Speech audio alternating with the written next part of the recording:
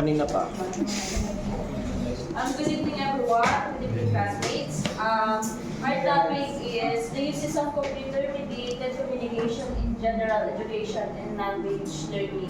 So, i-discuss natin ang mga uses ng some uses of general education. The first one is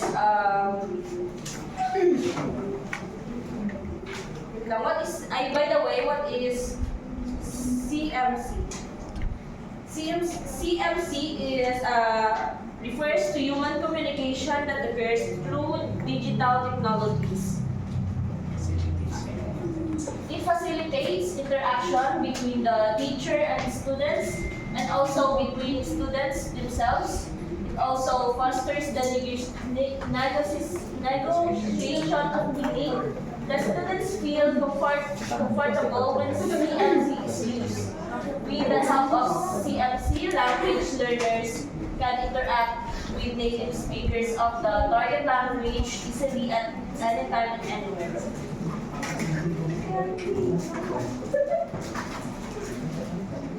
Computer-mediated communication refers to human communication through digital platforms. Here are some uses of CMC in general education. Read it by Mark Janvibat. The first one, online learning platforms, integrated set of interactive online services that provide trainers, learners, and others involved in education with information tools and resources to support and enhance education delivery and management, enable students to access course materials, participate in discussion, and submit assignment remotely.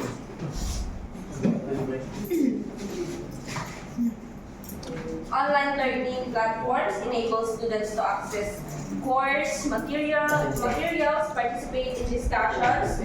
Ang example ng tools ng language ng online learning platforms is Google Classroom. Dito yung parang nagbibigay sila ng activity, then makaka-response ang mga students agad-agad. Then, the second one is virtual classroom. Virtual classroom, an online learning environment that allows teachers and students to communicate, interact, collaborate, explain ideas. A virtual classroom enables students to access quality teachers anywhere on the planet, so long as they both have reliable internet connection. Sa virtual classroom naman, live online classes facilitate real-time interaction between teachers and students worldwide. Ang virtual classroom is synchronous. Sabay parang nakikita ng teacher and student ang isa't isa at nakakapag-respond sila ng agad-agad through real-time interaction. The third one is discussion forums.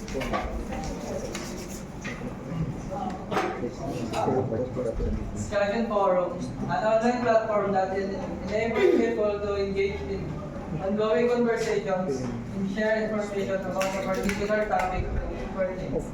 These forums are often rated a community engagement platform designed for business.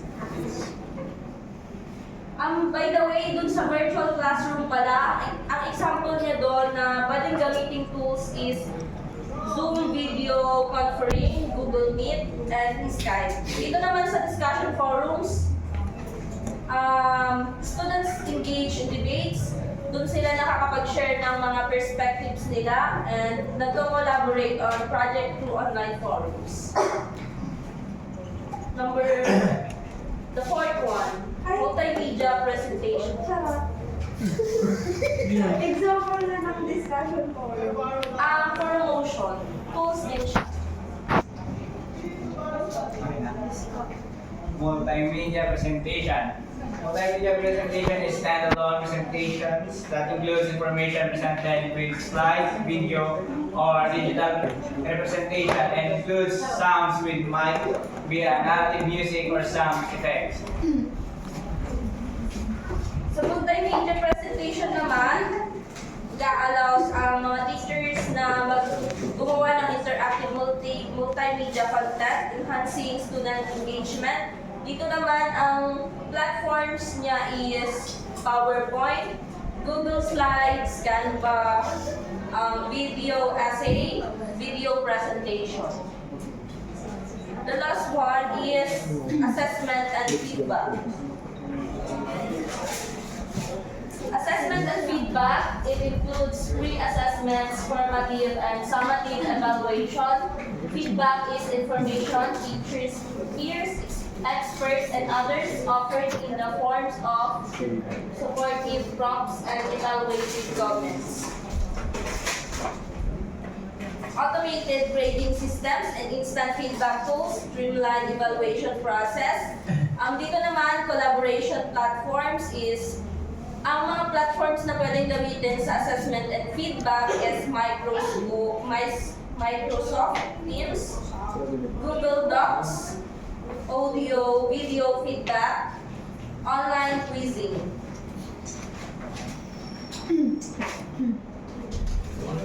Susunod naman is the uses of CMC in language learning.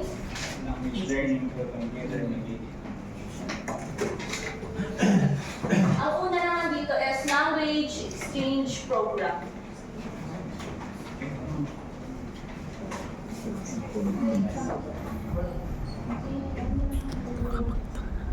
Language exchanging program.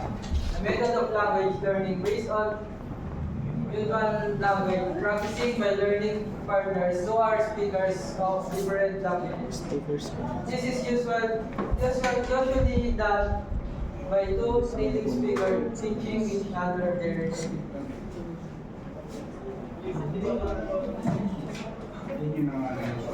Language exchanging program are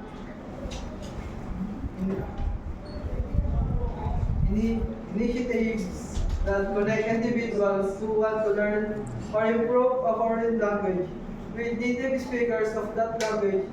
These programs are often based on a mutual learning where participants teach each other their native language while practicing the language they are learning.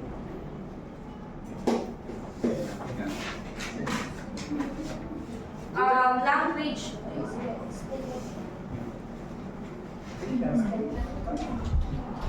language exchange programs is dito naman language learning platform with native speaker tutor. Dito naman yung parang nagko-connect ang students and teachers na through online pero ang pinag-aaralan is the native language of the teachers.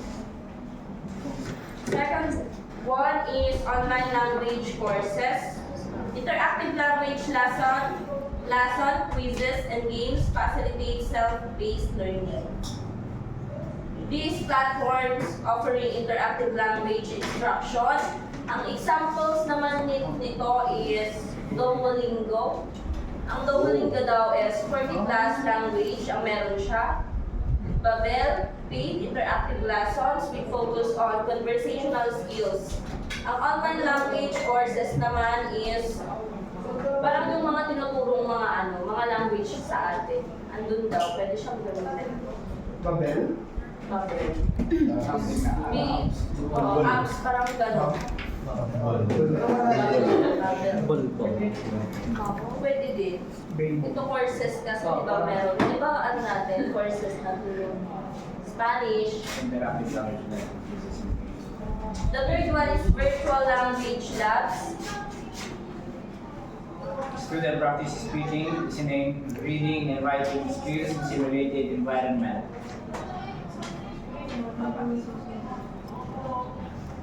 Online platforms or software that simulate language learning environment, providing interactive and immersive experiences. Ang example nito is Hello Talk with native speakers.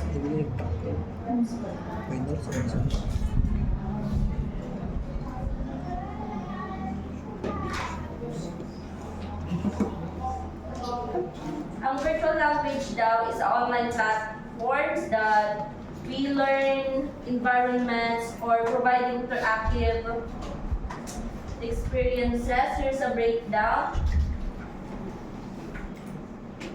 Ay, example na lang. Ang example niya is, marami palang apps na pwedeng gamitin. Sanako, Rosita Stone's Language Lab, Duolingo's Speech Recognition,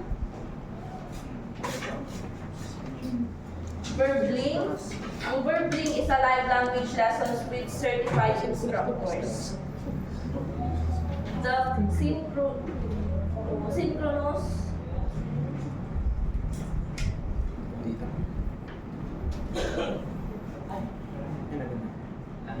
The fourth one is language learning apps. Mobile apps like Duolingo, Babel, and Rosita Stone utilize CMC for interactive language lessons. So, yan ay mga apps na ginagamit natin ngayon para matuto tayo ng ibang language. So, yeah. Actually, may pagkakapara sila ni online language courses. Si online language courses kasi, doon din, pinag-aaralan din natin. Kaso nga lang, parang meron siya meron siya sa school, parang yung mga courses na pinag-aaralan. Parang pwede mo siyang pag-aralan dun sa apps na yun. The last one is telecollaboration. Telecollaboration, a process by which language learners from two or more different institutions collaborate online to improve their linguistic, social, communicative, and intercultural skills.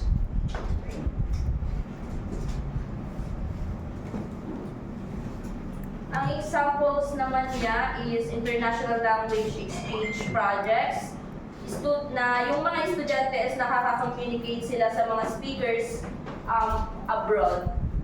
And then, virtual internship, remote work experience with international companies, online business meetings, virtual conference, team meetings, and then distance education. Ginagamit siya sa pamalayuan, online courses, and virtual classrooms. Ang pwede ding tools niya is Zoom, Google Meet, Skype, Slack, Trilio, Asana, Google Docs, Microsoft Teams, WebEx, Discord. And that's all. Question. Ano ba gusto kami? Question. Ay, Question. Jai, question. Do you think Duolingo